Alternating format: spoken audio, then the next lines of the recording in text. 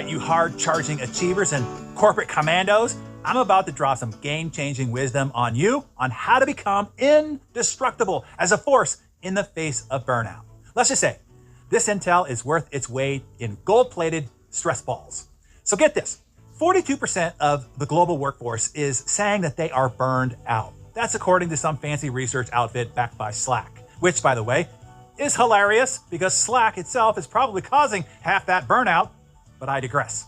Now, the American Psychology Association is throwing out some even scarier numbers. They're saying 77% of workers have been stressed out by work in the last month alone, and more than half of them are feeling the burn from that stress. It's a freaking epidemic, people! But here's where it gets interesting. Some folks out there are dodging burnout like Neo dodges bullets in the Matrix, and in many of the highest high-pressure jobs. Enter Candy Wings from University of Pennsylvania. She went poking around hospitals during the pandemic, talking to the bigwigs and the frontline workers. And what she discovered is gonna blow your mind. She found out how these superheroes not only evaded burnout, but thrived in hospitals of high-stress environments, completely upending the widely held belief that everyone under high stress eventually experiences burnout. As Candy puts it, no one is immune to stress. Every one of us feels stress, be it good stress, bad stress, or anywhere in between. But, she says, and this is a big old but, there are people everywhere that are immune to burnout. And it's possible to become one of those people. So, now you're asking, well, Darren, how? How do these burnout-proof superheroes do it? It's a great question. I'll answer it for you. Apparently, it all comes down to two superpowers. One, self-awareness. Two, self-regulation. First up, self-awareness. You gotta know your sweet spot of stress. It's like Goldilocks. Not too much, not too little, but just right. And here's the catch. Everyone's sweet spot is different. You gotta figure out what puts you over the edge. As a physician that Candy met during her research, he thrived during the pandemic, for example, but he knew the stressful conditions that he worked under every day fell within this tolerance level. The same wasn't true for other doctors. Next up is self-regulation. This is where the rubber meets the road. These burnout-proof people have tricks up their sleeves. Call it coping mechanisms to keep these negative thoughts and emotions in check when things get hairy. Maybe it's hitting the gym and sweating it out. Maybe it's doing some fancy breathing exercises. It could be calling up a buddy for a chat or getting your butt out of the office and taking a walk in nature. Heck, for some people, it might even be having a good old-fashioned endorphin-filled cry. Whatever floats your boat and gets you back to center, the point is you gotta find out what works for you to manage that stress and stay in your particular sweet spot. So there you have it. The secret to being a burnout-proof superhero. It's not about avoiding stress.